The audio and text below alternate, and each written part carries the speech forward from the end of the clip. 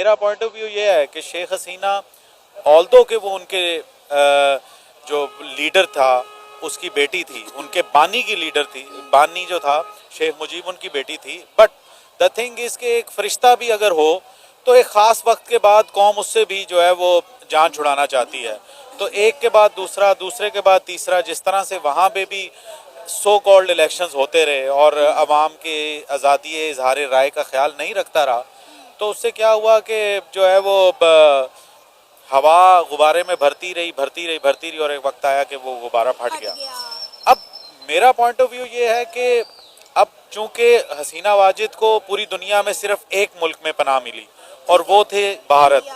अब इंडिया में जब उनको पनाह मिली तो अब इंडिया की पूरी कोशिश है और वो पूरी दुनिया के साथ मिलकर जो उनके सपोर्टर हैं उनके साथ मिलकर ये पूरी कोशिशों में लगा हुआ है कि बांग्लादेश की इकॉनमी किसी भी तरह अपने पांव पर खड़ी ना हो पाए, क्योंकि अगर बांग्लादेश की इकॉनमी अपने पांव पर खड़ी हो गई तो उनका नैरेटिव जो है, जो एंटी बांग्लादेश है, वो उनका नैरेटिव दफन हो जाएगा। और इस हवाले से चूंकि मेरा ताल्लुक खुद टेक्सटाइल इंडस्ट्री से है, तो textile is the backbone of the Bangladesh economy और दुनिया का सबसे बड़ा गारमेंट मैन्युफैक्चरर जो है वो बांग्लादेश है। उसकी अब वो सेक्टर भी इस वक्त बुरी तरह से मुतासिर हुआ है।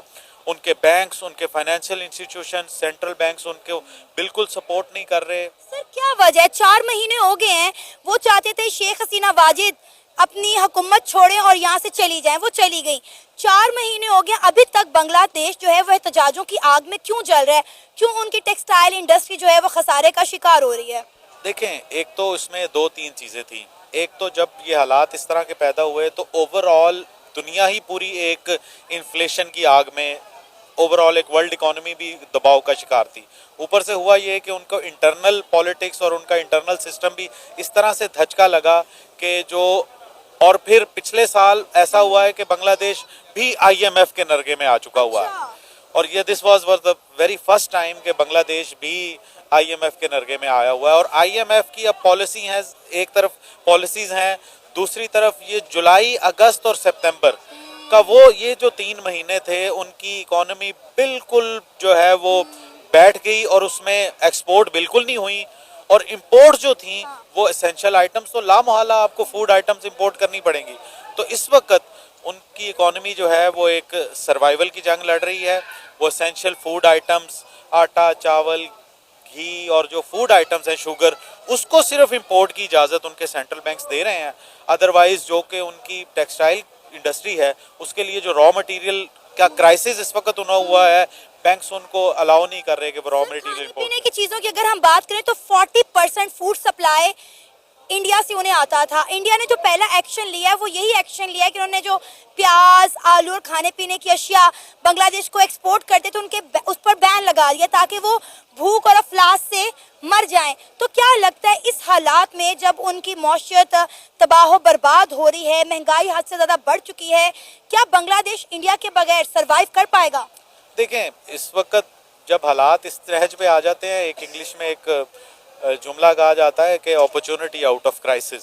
तो इस क्राइसिस के अंदर भी पाकिस्तान जैसे मुल्क के लिए एक अपॉर्चुनिटी है। और लास्ट वीक आपको के लिए एक खबर है कि Pakistan for the very first time 2000 ton sugar जो है वो बांग्लादेश को उन्होंने एक्सपोर्ट की है।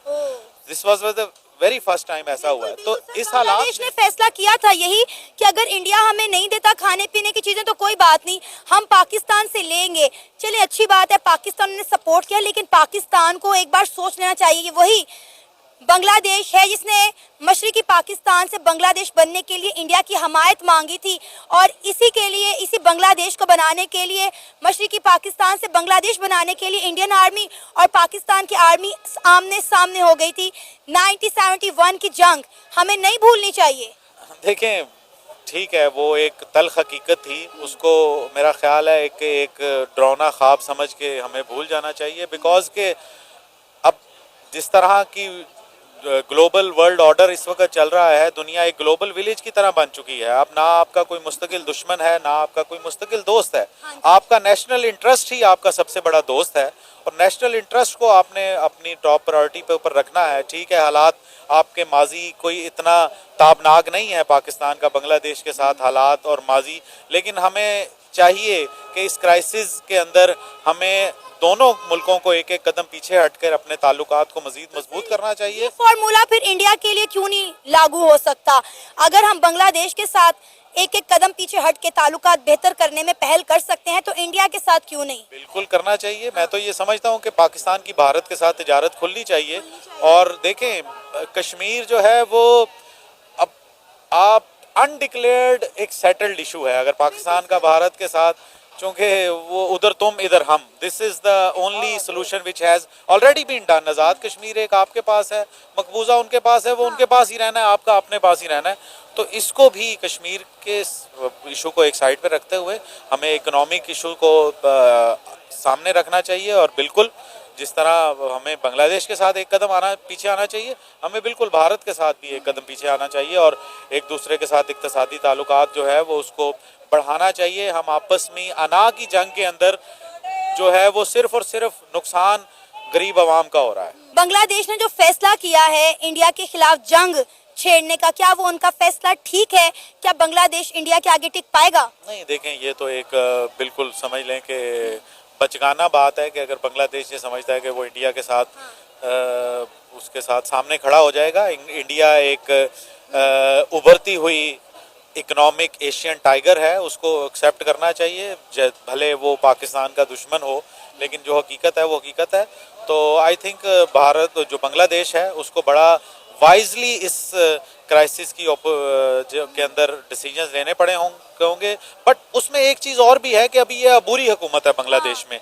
अभी उनकी लॉन्ग टर्म पॉलिसीज़ क्या होंगी, उनके लॉन्ग टर्म जो है वो डिप्लोमेटिक डिसीजंस वो क्या लेंगे, वो वाज़े उसी वक्त होगा जब वहाँ पे एक मुंतखब हुकूमत, एक इलेक्शंस का ऐलान होगा, और उसके बाद जब एक मुंतखब हुकूमत आएगी तो तभी आप एक लॉन्ग टर्म बांग्लादेश की पॉलिसीज़ क्या होंगी फ्यूचर में उसका अंदाज़ा लगाया जा सकता है। अभी चूँकि सेटअप ही एक अबूरी है और अबूरी ही डिसीजंस दिए जा रहे हैं, उसमें कुछ इमेच्योर लोग भी हैं उनकी मिनिस्ट्री में, तो इस वजह से भी थोड़ा सा ताल्लुकात में जो है वो तंगी आ रही है भारत बांग्लादेश। रेवोल्यूशन जो होता है ना, अगर आप हिस्ट्री देखें, वो कोई भी सो कॉल नहीं होता, उसके पीछे काफ़ी सारी स्ट्रगल होती है, उसके पीछे एक ना लोगों की मतलब कह लो कि कुर्बानियाँ होती हैं। आपने देखा अगर वहाँ पे ये सारा जो मामला हुआ तो उसके पीछे काफ़ी सारी रीजंस थी, लोगों ने बड़ी कुर्बानियाँ दी थी उसके पीछे।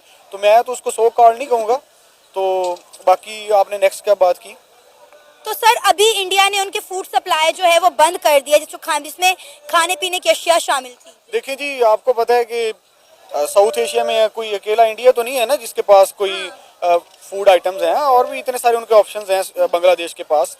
तो जहाँ तक बात है कि बांग्लादेश की जो फॉरेन पॉलिसी है, अगर वो उसके ऊपर इंडिपेंडेंट हो, वो डिपेंडेंट ना हो इसके ऊपर, तो वो सर्वाइव कर सकते हैं। बस बात यह है कि उनको इंटरनेशनल नॉर्म्स को देखना चाहिए। इसमें मैं कहूँगा कि जो इंटरनेशनल ऑर्गेनाइजेशंस होती हैं लाइक यूएनओ और इस तरह की ना, उनको अपना रोल अदा करना चाहिए। सर अभी तो बांग्लादेश ने पाकिस्तान से मदद मांगी, उन्होंने कहा इंडिया हमें खाने पीने की चीजें नहीं देता, ना दे, हम पाकिस्तान से ले लेंगे। पाकिस्तान में आप खुद देखें कि महंगाई कितनी ज्यादा है, तो क्या इस वक्त हम भी पाकिस्तान की अगर बात करें तो पाकिस्तान भी सियासी और मौशी बहरान से गुजर रहा है। आपको लगता है हम ऐसी सूरत हाल में बांग्लादेश की मदद करने के काबिल भी हैं? देखें जी, पहली बात